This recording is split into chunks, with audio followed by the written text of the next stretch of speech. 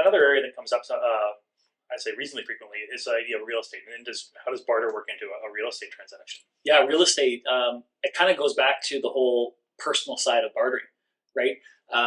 Where we want to teach business owners to conserve personal cash, barter for what they need from the business, and then take the cash and pay it back to the company. So on the real estate side, it's quite simple. If I'm a business owner and I own my own home, obviously, I might own my own home and numerous other rental properties potentially, but at the end of the day, if I'm going to be doing a real estate transaction, I definitely want to look at bartering first and the barter ecosystem, because there's realtors inside the barter pay system that are willing to take their commission in barter credits. So the way it works is, if I need to list my home, let's just say it's a $1 million home, and I need to list that home. Typically, a real estate agent will come in and list my home, and they'll write up the deal that it's a 2.5% listing commission and a 2.5% commission to the buying side.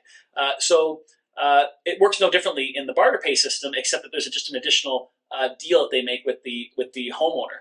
And so the way it works is they come in, they write up the listing just like normal, but they have another document that they sign where upon the closing of the deal, when the commissions flow, so $25,000 flows through the listing agent and $25,000 flows through the buying agent. When that commission comes back out to the realtor simply takes that $25,000 in this case and writes a check back to the homeowner, the barter customer, in exchange for barter credits, 1 for 1.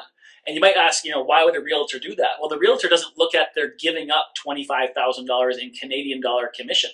They look at it like they're picking up $25,000 in barter credit commissions, because they wouldn't have had that deal otherwise had they not been part of the ecosystem, right? So, and this is allowing a business owner, when that transaction happens, obviously they're pulling those barter credits out of the company to exchange for the cash. Yeah. And so it literally is like turning their barter credits right back into Canadian dollars 1 for 1. And now they can take those Canadian dollars and spend them wherever they want in their business. Yeah. It could be for salaries. It could be for all those things that we talked about, low margin goods or things that, insurance premiums or that sort of thing, because now it's being paid in Canadian dollars inadvertently through barter credits. So huge opportunity. And even on the buying side, right? If I'm a business owner that's going to go buy a home, a rental property. This happened recently, with one of our members, and they went and spent $500,000 on a new home. They didn't use a barter pay realtor because they didn't realize it was even a thing.